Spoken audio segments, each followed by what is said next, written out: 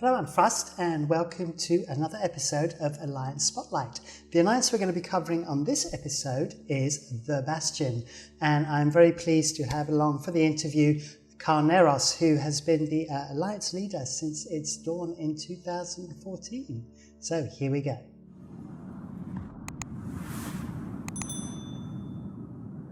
Hello. So Carneros of the Bastion, thank you very much for coming on to Alliance Spotlight.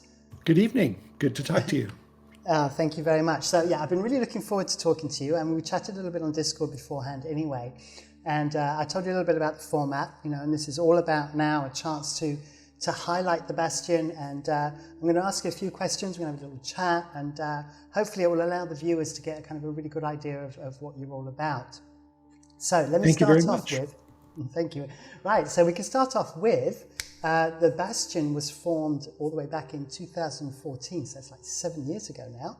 And so how did that come about? Where did the Bastion actually come from? Well, it's actually came about in a backroom conversation at Eve FanFest in 2014 in Reykjavik between myself, Kesper North, the CEO of Gentleman's Agreement, and the Matani. Okay. And we were talking about he needed to take a break from the game and step back from leading gents. I was leading another alliance at the time called Li3 Federation. And I said, if there isn't a good candidate to take over, I'm very happy to just merge both families together into one family and I'll lead them. And we talked about various options and talked about that option. And in the end, we decided to give that a try. And to make it a little bit more fair, we didn't merge Li3 into Gents, and we didn't merge Gents into Li3. We made a new organization, and everyone came in to be new together at the same time. And we called that the Bastion. The meaning of the name at the time was this was the last bastion of the CFC civilization farthest to the east, in Vale of the Silent, while the empire was sort of based in Declan. Mm-hmm. So that's kind of where it came from. Okay, well that's good. It's good. So it's always interesting to know as well where the name comes from. So that kind of makes a lot of sense. So essentially, you've been there since year dots, like right from the very beginning. You've kind of been the alliance leader of the Bastion, and so therefore, I take it then as a consequence of that, you've really had the opportunity to kind of nurture the culture, if you like, of the Bastion. And so, has it grown into what you would hope it would be, and is it the kind of alliance that you really strove out to set out for it to become? Well, yes and no. It was not originally my. I've been in charge of the Bastion since the beginning, but in some ways it's an extension of Li3 Federation and Gents. And it wasn't originally my vision. I had no intention of running a nullsec empire. It happened to me.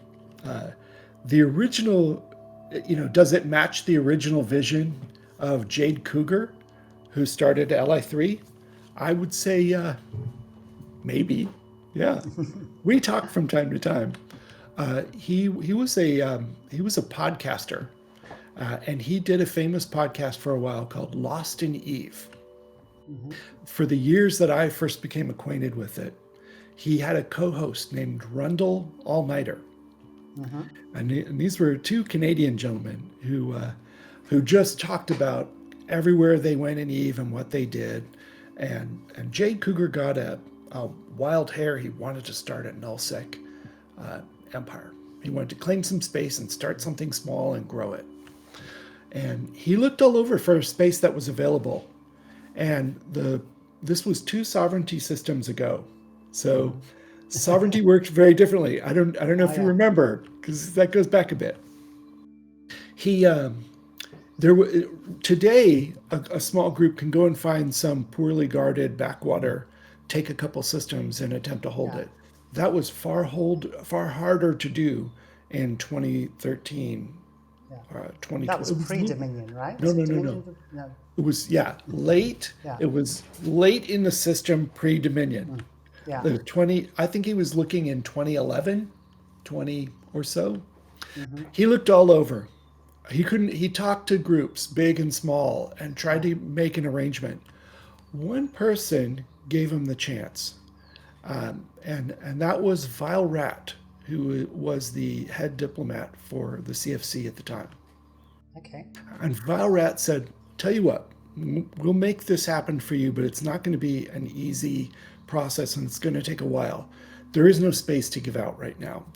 I don't have any inventory to give. I have other people who want it to. What we can do is temporarily place your Li3 corporation into an existing CFC alliance, and you can grow it there and give them the feeling of owning soft space and learn the nullsec way. And when you get too big for them, we'll split you off and help you grow." And he said, "You got it." And so we were sort of foster children in an alliance called Space Monkeys Alliance, which you will remember very well, Frost, SMA. Yeah. So we went to, initially we moved into Pure Blind, and then, Fade, and we just, we went with wherever they went. We did very well in a war in Delve in 2012. And when the Honey Badger Coalition formed, Goonswarm said, "Why don't you consider dropping out of SMA, because you're the biggest entity in them now and the most active and putting the most PAP links out and stuff. Why don't you form your alliance now and join Honey Badger from the beginning and work with them to hold some SOV down there and prove yourself. I think this is the next phase in your growth. You can wait here and stay at SMA and see if something else happens, but I think that's your best path forward." And we said, yes. So we were one of the founding members of Honey Badger Coalition, even though we were on the smaller side compared to like Test or Pandemic Legion or whatever. So we lived in a constellation Aquarius, and that went well for a while. We got bigger and stronger and learned how it went and dropped eggs for structures that have since turned into faction fortizars and then been blown up in the war. Yeah.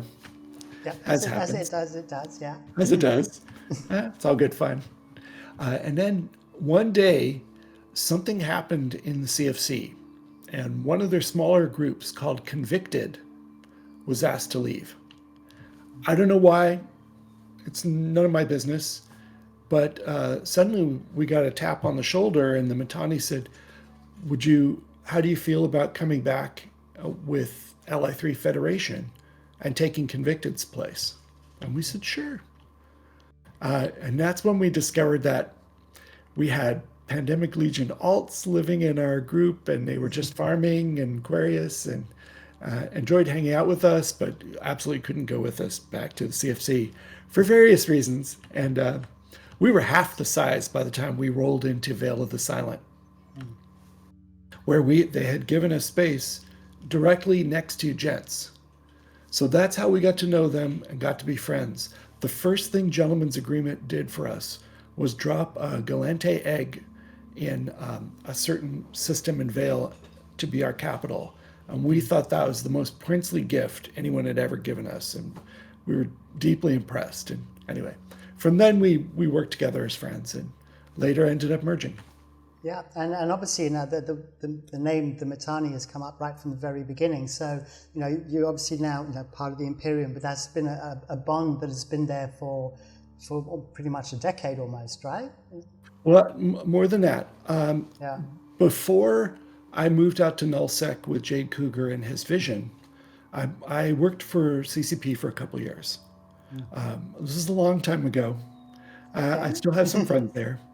And I was in sales and marketing roles at the time. And I presented to the CSM and got to know the CSM members, one of whom was the Mittani. Another, was Vile Rat at one point. Or no, he came, I'm not sure if I met him at a CSM meeting or if I met him at an Eve Fan Fest meeting. But anyway, we had We can various always catch up folks with that I that met on the back then. comments. Okay, Yeah, so if I goes may, back a few years. Carneros, Yes. if I may, if I can bring you up to sort of more current days. So, I mean, your alliance at the moment is like around 2,000 pilots or members, should I say, in your alliance. And but I made in one of my war updates, I actually made a mistake, and I said that your alliance was primarily a Russian-speaking alliance because you were so active in that time zone. But that's not actually the case, is it? I mean, you have players from all different types of time zones, right? We do have a lot of different groups that speak a lot of different languages. The most commonly run PvP fleets are usually in English or Ukrainian. Yeah. Sometimes the English and then Russian is probably a close third. Okay. Sometimes we also have them in Czech or Hungarian. Sometimes we have them in Spanish. We're a very mixed group. Okay, and I take that's, I mean, I see that like you've got 50 corporations within the Bastion. So that essentially, you have these kind of very individual groups, with their own languages as well, because you cover, like I said, a lot of different countries. But then you all come together as the Bastion when you need to for those kind of big sort of big fleets. So that's really interesting because that's not the case in a lot of alliances. A lot of alliances are kind of very focused generally on one particular language group. So how is that to manage? I take it that your leadership must be sort of fairly spread out because you're kind of covering a lot of time zones and a lot of different languages, right? It is, and it is. We're used to being multiculturally blended. I've personally lived in China, Japan, England, Iceland, the U.S. I'm been around the globe. I have. I can speak French and Chinese, and these things help. The group. A lot of alliances focus on an activity they like to do together. If you picture Snuff, for example, they like to play the game a certain way, and they've collected other people who like to play the game a certain way, and that's great. The Bastion is a different situation. It's not a sports team who all like the same sport. It's a village who all like different kinds of things and all live together, and it's a big mix of stuff.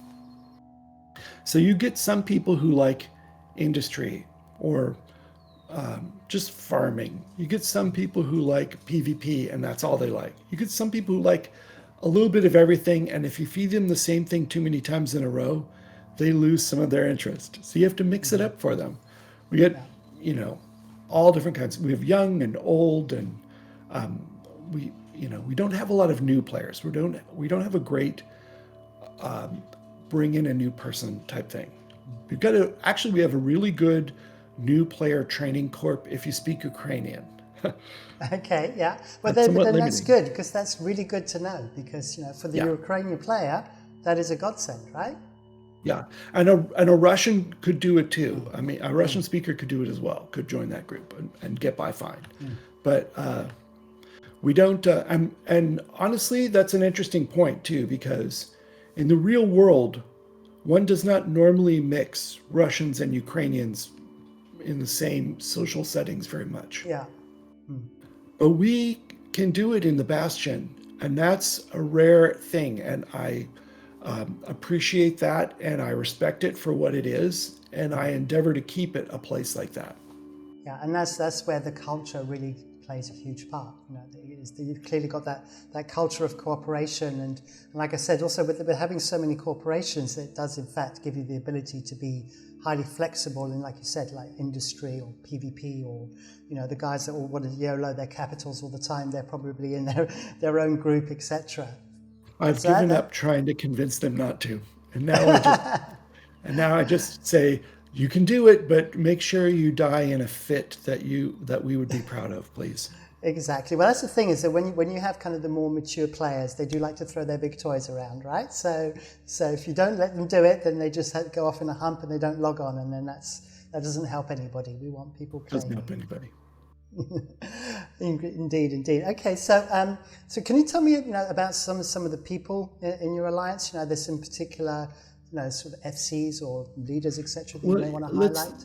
let's talk a little bit about that. Yeah. So we've got some old grizzled beards. We've got a lot of medium players. I don't know what you would call it. Yeah. Medium term.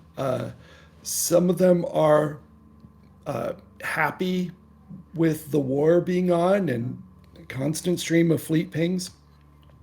The period of time you need to wait for a fleet ping is usually fairly short these days. That's At the moment, you, yes, at the absolutely. moment. Yeah, especially where you guys are at the moment. You've been very busy in Esoteria for the last God knows how many months. Well, the thing in Esoteria too is the scale of all of the conflicts is much smaller.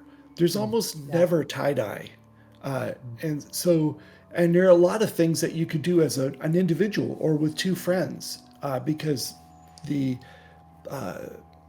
the opportunities are there for small things, and the opposition is only large at certain times of the day and in certain places. So especially if you're a creative player who doesn't mind not waiting for a ping, and you'll get in a ship and go out there and do something, or you can do it from the standing fleet, or do it on your own, or just tell a couple guys you're on comms. This is the kind of group that you can do that and have a lot of fun. yeah. I mean, But you're in skirmishing and guerrilla warfare, really, aren't you? That's your thing at the moment. yeah, when we came in, we didn't have any intention of taking Esoteria from Legacy Coalition or Test. The intention was, let's go be a pain in the neck. We just lost all of our space in Fountain that we were holding. We lost everything we needed to worry about or care about there. So we're free. Why don't we switch from flying defense to flying offense for a while? And one of the guys, an FC named Keisha, who used to be an FC for Razor Alliance back in the day, like going back to the old Northern Coalition. I mean, let's not bring up too much old history here, but he goes back a ways. He said, let me start a SIG and just take another group, and we're going to go attack somewhere. I was thinking Esoteria. And I said, okay, fine, go for it. How much ISK do you need? Give him some ISK. He actually paid a lot more of it out of his pocket, and then off he went. And then when it started getting traction, and the eye of the Matani turns and notices what's going on, I said, then at one point he said, Keisha said, can you bring out the whole Bastion? Just deploy everybody, just for a couple weeks. I said, sure. So we did that, and that went pretty well. I actually brought him back after 3 weeks instead of 2, but because you have to sort of follow your word. That's an important thing in Eve. We went back, and then later we deployed again, and now we're still out there. We're Excellent. deployed. Yeah, And having the time of your life, right? You're just, yeah. pretty good. This has been, objectively speaking, this has been good for us. Okay. Our hunter-gatherer, not hunter-gatherers, our farmer types are not happy with resource scarcity. They're not particularly happier with resource scarcity in Esoteria compared to Fountain or Delve. So those guys aren't happy still. But that's outside my control. Yeah, I mean, you have to work with what you have, and that's the thing with Eve, is that you're not in full control any of the time, so you just have to adapt all the time. So, but that brings me on to a good question now. What are the aspirations, for the Bastion? What is it that where you're looking to go? Are you kind of sort of like, this is kind of like the ideal situation, or do you see the Bastion wanting to grow into something beyond what it is already today? We have no size aspirations or anything like that. I don't. This alliance has fluctuated in size over the years. Bigger is not particularly more fun. Other folks might have a different point of view. Gobbins or Villy or the Matani or someone. Merkel Chen maybe. But the better we all work together as a team, and the bigger tasks we can take on, and the more we can contribute and help. And and if sometimes if I also find a lot of satisfaction in just spreading a little bit of our culture. Can I talk about that for a second? Culture? Yeah, go for it. Go for it. I mean, we've talked about it a little bit already, and that seems to be a big part of the Bastion. So sure, I want to. We can actually close off on that. I think that would be the ideal thing to kind of send out the big message. Well, we try to play this game in a way that feels less like a Twitch video game and more like a community. You know, any MMORPG is a combination, a blend of an online community and a game. So we try to treat each other with respect and dignity, be polite. Yesterday, I was in space doing Entosis. Evictus came and opposed me. And we got into a whole conversation in local about what are these keys and what is the hunt and what do we do with these, and I'm explaining to them how the hunt works and what the different sites are, and what I've heard about them. I haven't run any of them yet, but I just need to add very quickly, because this video may be watched a few months down the road. That is a special event that's happening in Eve just right now as we're talking. So yeah, okay, jump in. So. Thank you. So we're polite, and we try not to. I mean, we can talk smack in local, but we're not going to sound like Reddit. We don't have that level of discourse. You can, occasionally some of the more notorious groups that oppose us, like when a test brings a Tempest fleet to stop us from hitting a large structure, you can see the cultural differences in local chat. And we're trying to be a little bit classier option, a little bit. At the same time, we do sort of play for what some people in the game think of as the dark side, the darker half, the Imperium. Yeah, I think that's basically spin from whichever side you see it. All I see are opponents and gamers that are fighting each other. That's what it really comes down to. How you want to picture it, I think, is very much dependent on the style of game that you play. Once again, talking about culture, I actually wrote an article for INN just recently. I actually did an interview for them. And we talked about, that you can't paint a whole alliance with the same brush. That there are those that talk smack in local, and that's what they do. They play to win in local, but it doesn't necessarily mean everybody in that alliance is particularly that way. But at the end of the day, you always have the exceptions, but the culture will eventually shine through, right, on the alliance. Yep. Yeah. Okay. And is there anything else that you want to bring up? That springs to mind. Thank you for having me come and join. I've enjoyed this. Find Thank you people very in the much. game that you like to play with, and join them and enjoy the game. It doesn't so much matter what you do in Eve. It matters more who you do it with. Find some good people and spend time with them, and try out your local Eve player meetups when the pandemic finishes. Those can add a huge amount to your enjoyment of this hobby. Yeah, exactly. When you meet your enemies face to face, and you discover that they're the bestest of friends, right? Yeah. You can do. I am very good friends with several people that are on the exact opposite side of this conflict, and we'll happily shoot each other, but we also are, very warm with each other the rest of the time. Well, those were excellent words to end on. So thank you very, very much, Carneros. And I look forward to publishing this. And, thank you, Prost. That's okay. And hopefully we're gonna catch up soon. If not on streams or anything, maybe just in space, I'll give you a wave. Thank you. All right. Thank you very much.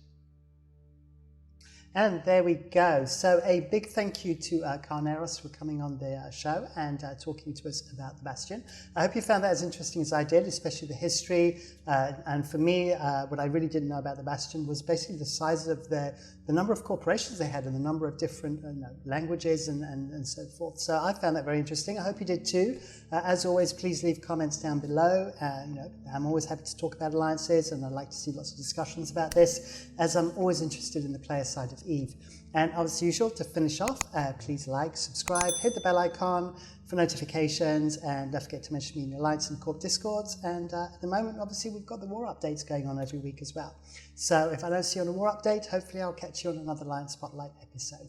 Thank you very much for watching, and see you soon. Bye.